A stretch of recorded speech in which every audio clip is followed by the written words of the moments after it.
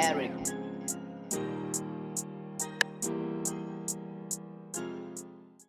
So yeah, this weekend then, Saturday the 4th, in the UK and Wales, we had Kenichi Ogawa of Japan, the champion. I can't remember which strap specifically he held. He was facing Joe Cordina in what was, I thought, probably a really tough test for Cordina.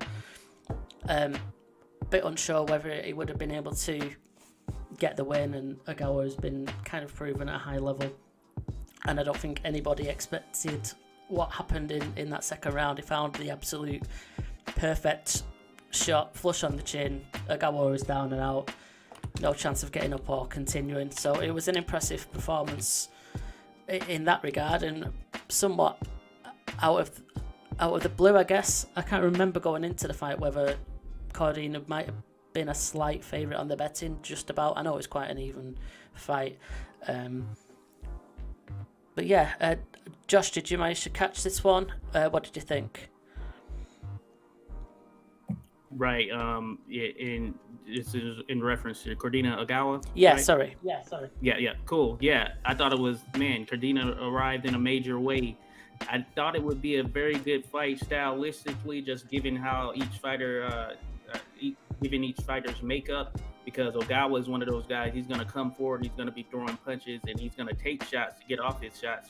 And Cordina, we know he's a very skilled Olympian, and he has looked good just on his trajectory as he's come up as a prospect, one of the hottest prospects. And then, of course, he just didn't have that name. Now, Ogawa having won a belt and them two matching up, I thought it would just be an excellent clash. And what it definitely showed is that Cordina, man, he's one super solid and just very instinctive boxer. The way he caught Ogawa with the punch that he did, just kind of lured him in with the feint. And I know you mentioned they worked on it in camp, but that's one of the best knockouts of the year so far. Very beautiful how he set that up and sent Ogawa down and out. And this opens up the division again because, man, Cordina, he arrived at a major moment. He was able to practically sell out the arena there where they were at in Wales, and I think that this is going to help push Wales again as being a continued hotbed in the sport. So great performance by Cordina. Yeah, it was. Alex, did you manage to catch this one? I did. Just to add a little, it was the IBF strap for there, and right away you could see Cordina had that Olympic pedigree. Just the way he moved around. I actually gave that first round to Ogawa. I feel like he was countering really well. Yeah. But Cordina, man, he did that feint to the body and unleashed that right hand, and that is definitely one of the KOs of the year candidates. So I was glad to catch that, and good. Will Cordina fight Shakur next? That is, I think, the big question, and I look forward to seeing the possibility. That'd be quite a step, wouldn't it, to take? He just got the title, and then to go up against Shaq is a big ask. It was quite interesting thinking how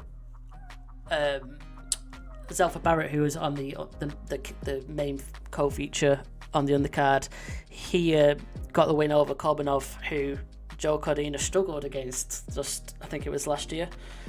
So it was quite interesting after that performance.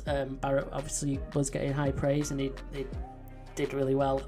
And then thinking, how's Cordina now going to do against Ogawa if he struggled against Korbanov? I know it doesn't always work that way, but that was a big question mark heading into that fight. And but I think it just surprised everyone when he found that shot in the second round.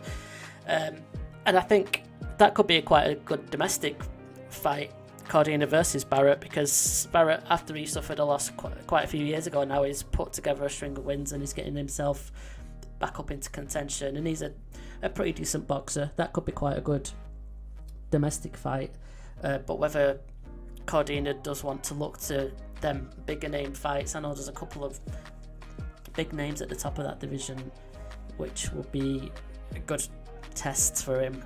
There's Shakur, and there's also Valdez as well.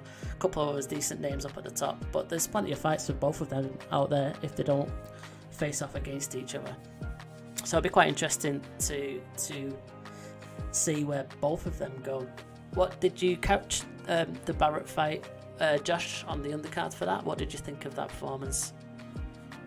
Yes, I did catch it. I gotta say that I thought it was okay performance as far as Barrett was able to do what he needed to do and thoroughly kind of just outbox and defeat his opponent. But as far as excitement was concerned, it definitely wasn't one of those fights that, you know, I will remember or will go back and watch or anything of that nature. But much respect to Zelfa Barrett. I think he showed that he's definitely on that European level and he'll compete on that world level. So I think it's going to take an opponent to, you know, really bring it out of him, and that's what he'll get at that world stage. But good win for him. I'm happy about him in the story, and I thought he looked good. He did what he had to do. Cool, yeah. Alex, your thoughts on Zelfa Barrett's performance? Unfortunately, I did not catch that whole fight. I did see the last couple rounds, and I saw that Barrett was in control. Yeah, he was. He did really well. It was a good performance.